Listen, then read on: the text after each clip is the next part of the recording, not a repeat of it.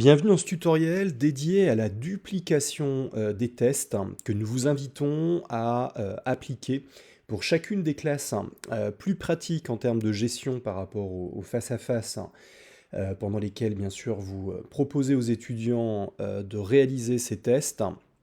Et puis par ailleurs, ça vous permettra aussi au moment de l'export du bulletin d'avoir une colonne dédiée par classe et donc de nous faciliter ensemble le suivi.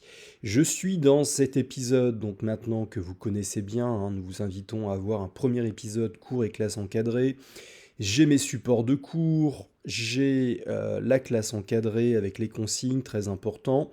Et puis j'ai une dernière sous-section finalement en bas, test, où vous le voyez pour ce parcours, j'ai d'ores et déjà deux tests qui apparaissent. Pour l'instant, pour une classe, donc 3 jours, 2 jours. La classe 1 en une semaine, 3 semaines. Et donc, vous vous en doutez, j'ai d'autres classes en rythme une semaine, 3 semaines. Et ce que je vais faire tout de suite à l'instant, c'est dupliquer. Voilà. Les deux premiers tests ayant été proposés aux étudiants avec des résultats qui sont d'ores et déjà affichés. Je vais donc partir sur une duplication pour la classe 2. Voilà. Mon premier réflexe va être de cacher le test, puisque l'approche la plus adaptée, c'est d'afficher le test, bien sûr, au moment où vous avez les étudiants en face de vous, donc pour la réalisation de ce dernier.